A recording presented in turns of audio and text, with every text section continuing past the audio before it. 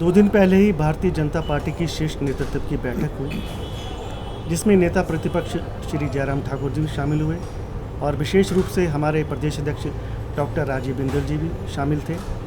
उसमें ये निर्णय लिया गया कि 25 सितंबर को भारतीय जनता पार्टी हिमाचल प्रदेश अपने बूथ से हर कार्यकर्ता के साथ और हमारे जितने भी विधायक हैं उनके साथ शिमला में एक घेराव प्रदर्शन करेगी।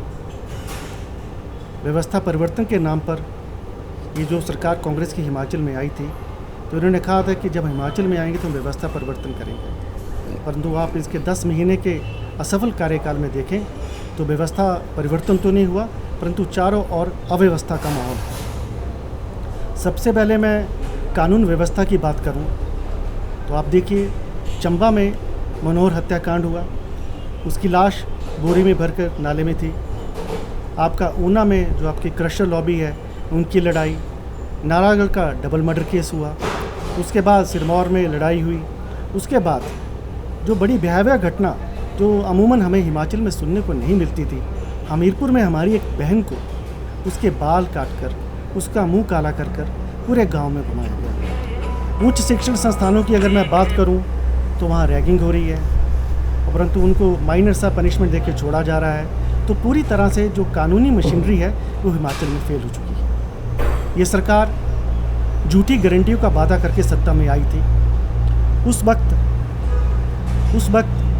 जब इस सत्ता में आई थी तो इनके मुख्यमंत्री श्री सुखविंदर सिंह सुक्खू जी ने, उप मुख्यमंत्री श्री मुकेश अग्निहोत्री जी ने, इनके शीर्ष नेता प्रियंका वाड्रा जी ने कहा था कि जैसे ही पहली कैबिनेट होगी हम सब गारंटी को इम्प्लीमेंट करेंगे। मित्रों, आज 10 महीने सरकार को आए हुए हो चुके हैं। आप देखिए, जो उन्होंने 1500 रुपये देने की बात की थी, कितनी महिलाओं के खाते में 1500 रुपये आए हैं। अगर मैं 10 महीने की बात करूं तो 15,000 रुपया हर महिला के खाते में आना चाहिए था। और चाहे एक घर में 1 या 2 या 3 4 महिलाएं थी, उनके सबके खाते में 15,000 रुपया आना चाहिए था, परंतु आया क्या? दूसरी बात कि हर साल रोजगार देंगे और रोजगार भी लाखों में देंगे, परंतु आप मुझे देखिए, लाखों की बात छोड़िए, सैकड़ों में कितने रोजगार आए हैं। आप पिछले 10 महीने का ट्रैक रिकॉर्ड निकाल के देख लीजिए। भाजपा सरकार ने डीजल का मूल्य 7 रुपये कम किया था, इन्होंने सत्ता आते ही डीजल का मूल्य बढ़ा दिया। उससे आम जो जनमानस को बहुत पीड़ा हुई है।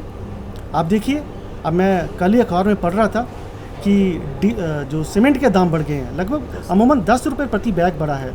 इस आपदा की स्थिति में हम अफसर को ना देखें, जबकि इस टाइम लोगों के घर टूटे हुए हैं।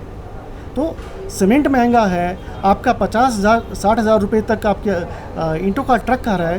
तो एक जो इस टाइम इस आपदा की स्थिति में त्रस्त व्यक्ति है, वो कैसे अपने घर का निर्माण करे? इन सब बातों को लेकर भारतीय जनता पार्टी ने ये तय किया है कि आम जनमानस अब इस सरकार से त्रस्त है और अब इस सरकार को चेताने का समय आ गया है। इसलिए 25 सितंबर को ज़िला कांगड़ा से हमारे सभी बूथों से भारी संख्या में कार्यकर्ता शिमला में जाकर इस सरकार को जगाने का काम करेंगे और विधानसभा का घेराव करेंगे।